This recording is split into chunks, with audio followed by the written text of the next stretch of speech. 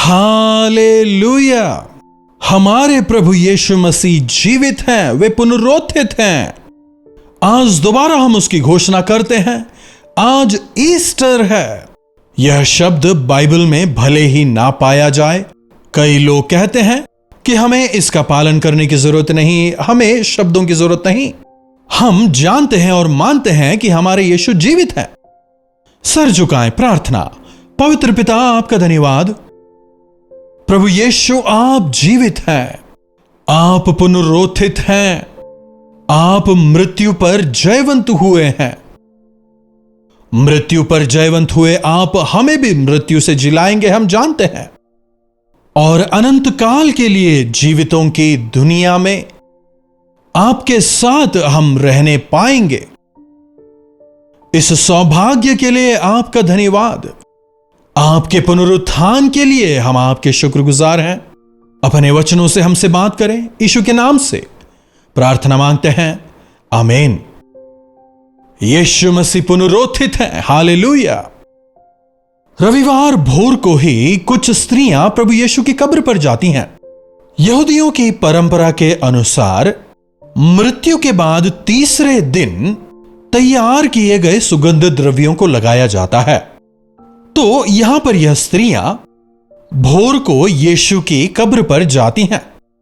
वहां कब्र पर एक बड़ा पत्थर रखा हुआ है, उसे हमारे लिए कौन हटाएगा, ऐसी बात करते हुए कब्र को जाती हैं। करीब पहुंचकर वे चकित हो जाती हैं। वह जो पत्थर था वह हटाया जा चुका है। जो रखवाले थे वे भौचक्के हैं। क्या हुआ उन्हें कुछ समझ नहीं आ रहा, डरे हुए घबराए हुए हैं। और उस कब्र से एक तेज प्रकाश निकल रहा है। मनुष्यों के समान दिखने वाले स्वर्गदूत वहां मौजूद हैं।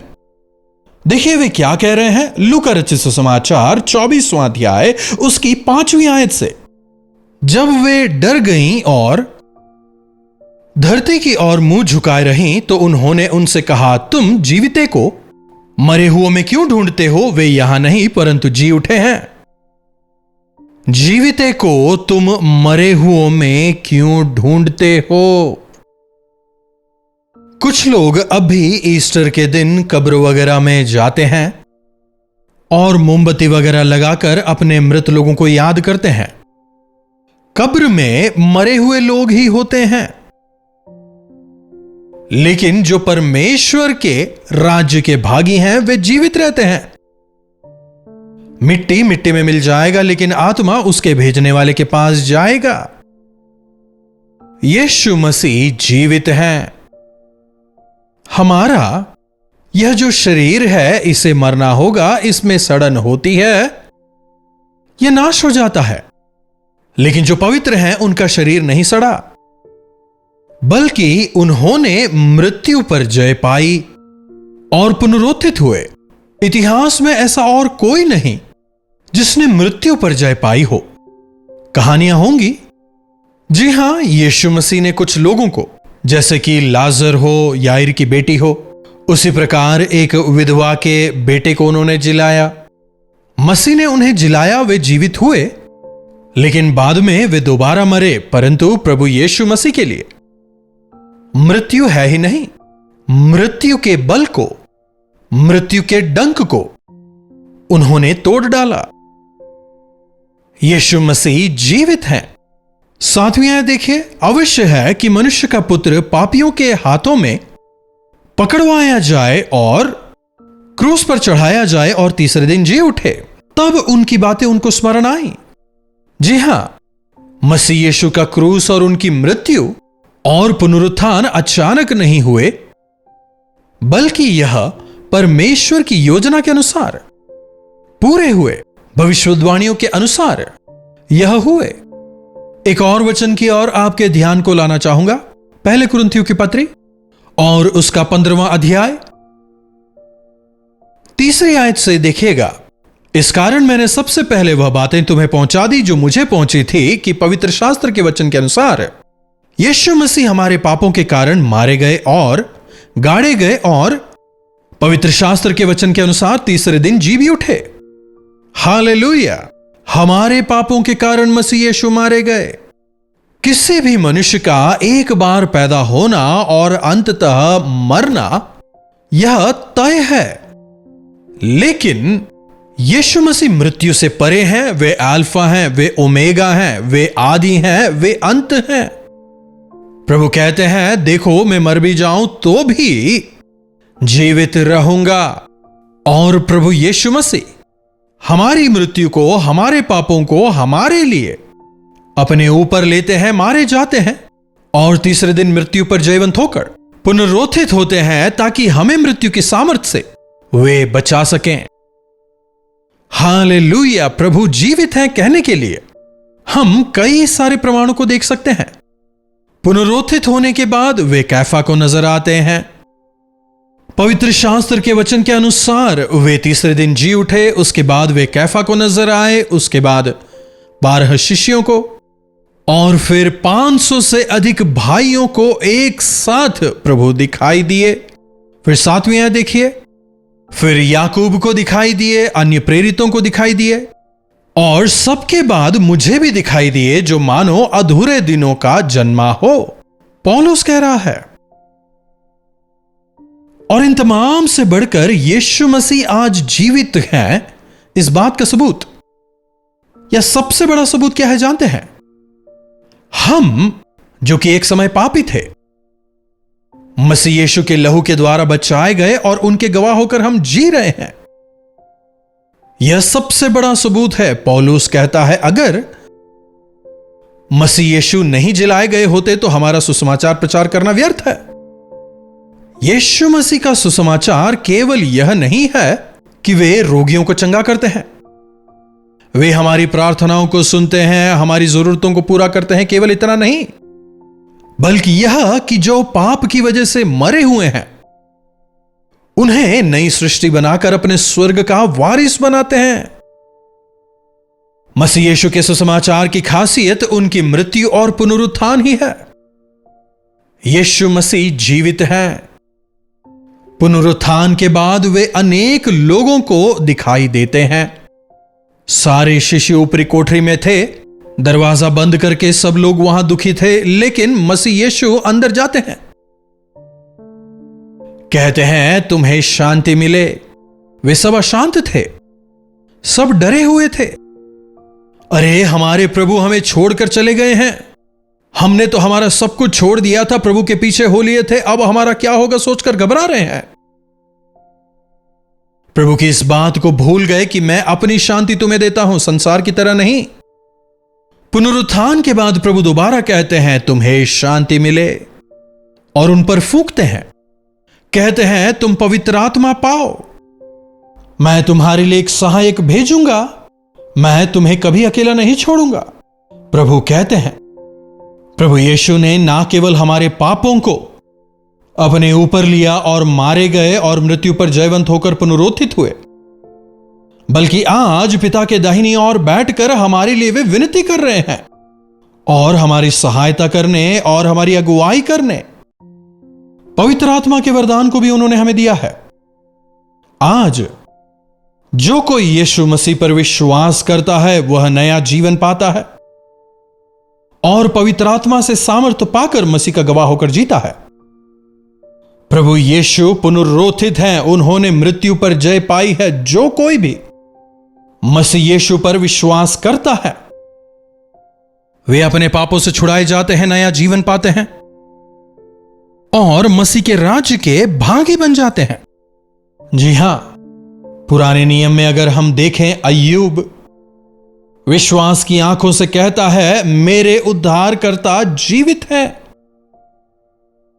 मेरे छुड़ाने वाले, मुझे छुटकारा देने वाले मेरे प्रभु यीशु जीवित हैं। मेरा शरीर भले ही इस प्रकार घावों से भरा हो, लेकिन मैं अपनी आंखों से अपने प्रभु को देखूंगा। वे इस धरती पर आएंगे, मैं विश्वास करता हूं। आज हम जो उनके वचन की सच्चाई को सुन रहे हैं, हमें विश्वास करना चाहिए। उन दिनों में शिष्य शुरुआत में समझ नहीं पाए, लेकिन जब उन्होंने विश्वास किया तब वे अंत तक, यहां तक कि मारे जाने तक भी विश्वास योग्य रहे। यीशु मसीह जीवित है, मतलब आप पुकारें तो वे सुन सकते हैं, प्रार्थना करें वे सुनते हैं, मांगे तो देते हैं।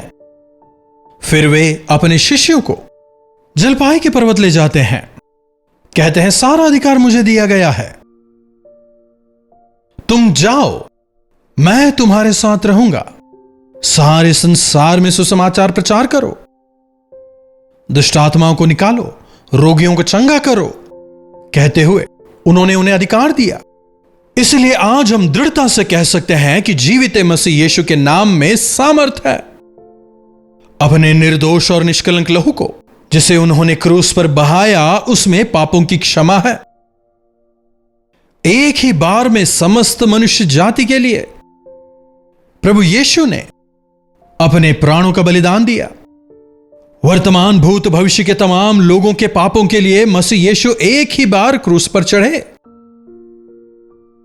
हमें केवल उन पर विश्वास करना है, हम पापों की क्षमा पाएंगे।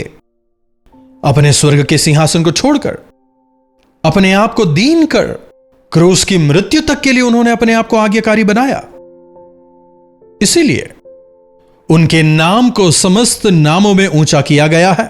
वचन कहता है हर एक घुटना उनके सामने टिकेगा और हर जबान मानेगी कि यीशु ही प्रभु हैं। वचन हमें बताता है आकाश के नीचे और धरती के ऊपर और किसी भी नाम में उद्धार नहीं है, केवल यीशु के नाम में पापों की क्षमा है।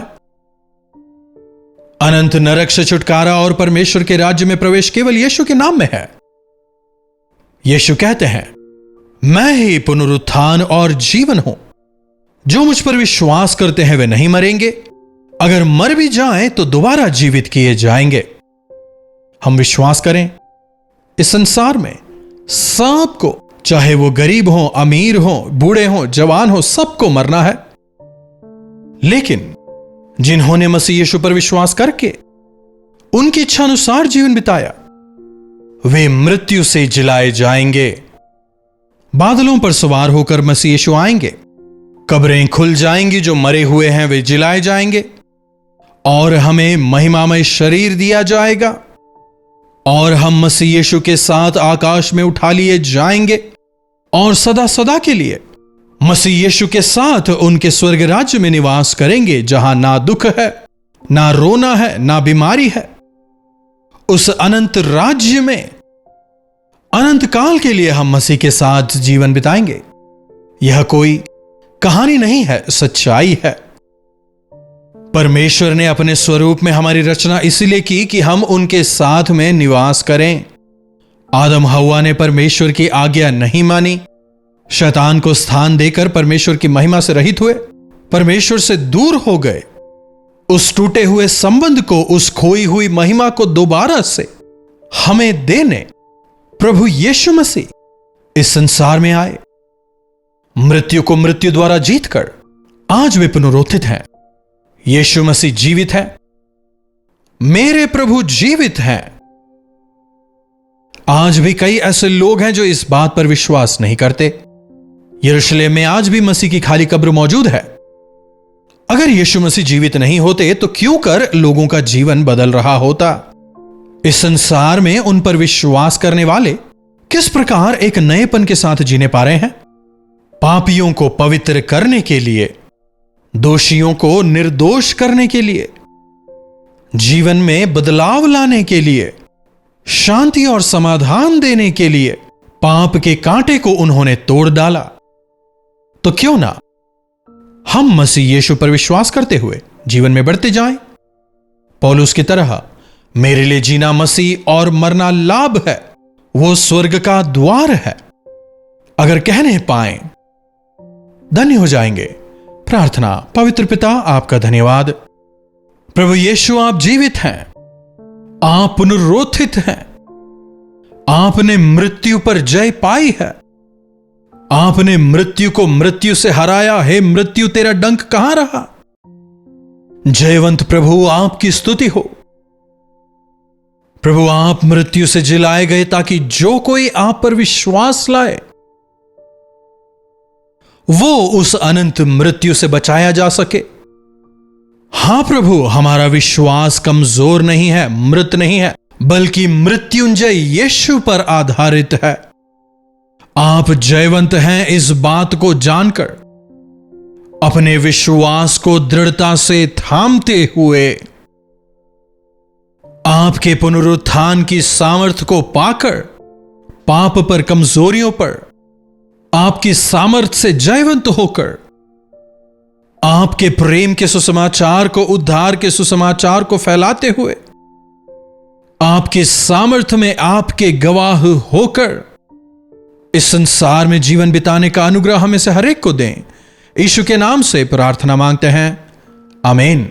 अब हमारे पिता परमेश्वर का प्रेम, प्रभु यीशु मसीह का अनुग्रह, पवित्र आत्मा की संगति और सहभागिता हमें से प्रत्येक के साथ आज, कल और सर्वदा बनी रहे, आमीन। प्रभु की महिमा हो। आज अवश्य चर्च जाएं, ईस्टर का दिन है, चर्च जाएं और प्रभु की आराधना करें, पुनरुत्थित मसीह की स्तुति करें, उनकी आराधना करें, उनके साथ समय बिताएं। अपने प्रार्थना विषयों को आप हमें 9884907779 पर व्हाट्सएप, वॉइस मैसेज या टेक्स्ट के जरिए भेज सकते हैं। हम आपसे सुनना चाहेंगे, आपके साथ मिलकर प्रार्थना करेंगे, प्रभु चमत्कार करेंगे। इन्हीं वचनों के साथ आज मैं आपसे विदा लेता हूं। दोबारा मिलने तक प्रभु का अनुग्रह हमें से हर एक पर बना रहे। हालेलुया। मुंबई और उसके आसपास रहने वालों के लिए शुभ संदेश। अगर प्रभु ने चाहा, अप्रैल 14 तारीख को धारावी में और अप्रैल 15 तारीख को गोरेगांव में, दोनों अलग अलग जगहों पर केवल शाम को गेट टुगेदर का आयोजन कर रहे हैं। टीवी पर अगर आप हिंदी में या तमिल में या तेलुगु में वचन सुनते हो या फिर किसी और भाषा के कार्यक्रम के जरिए आप हमारे साथ जुड़ते हो, तो हम आपको इस गेट टुगेदर में भाग लेने के लिए सादर आमंत्रित करते हैं। हम मिलकर प्रभु के वचनों को सुनेंगे, मिलकर प्रभु की स्तुति आराधना करेंगे, हमारे जीवनों में एक बेदारी आए, इसी प्रार्थना के साथ हम आ रहे हैं। आप भी प्रार्थना के साथ आए। गौर कीजिएगा, अप्रैल 14 तारीख को धारावी में मॉर्निंग स्टार स्कूल में शाम को 6 बजे से, समय याद रहेगा ना, शाम को 6 से 10 तक केवल एक सेशन। उसी प्रकार 15 तारीख जो कि बुधवार है, शाम को 6 बजे से लेकर 10 बजे तक गोरेगांव में गेट टुगेदर का आयोजन कर रहे हैं। जो जगह आपके करीब है आप आए, या दोनों जगहों पर भी आप आ सकते हैं। पता गौर से सुनिएगा, morning star school near Sion railway station, Dharavi, Mumbai. April 14 तारीख शाम 6 बजे से लेकर रात 10 बजे तक यहां पर गेट टुगेदर का आयोजन किया गया है।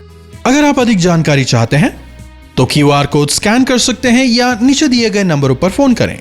फिर गोरेगांव में होने वाले गेट टुगेदर के एड्रेस को भी आप नोट कर लें। पता है महाराष्ट्र विद्या हॉल, मोतीलाल नगर, गोरेगांव वेस्ट, मुंबई। मीटिंग का जो समय है शाम 6 बजे से लेकर रात 10 बजे तक। आपसे आमने सामने मिलकर आपके लिए व्यक्तिगत तौर पर प्रार्थना करने के लिए हम आपके शहर आ रहे हैं। आप भी अवश्य आए, अपने परिवारजनों को, मित्रों को लाएं, मिलकर हम प्रभु की स्तुति करेंगे। अवश्य आएंगे ना?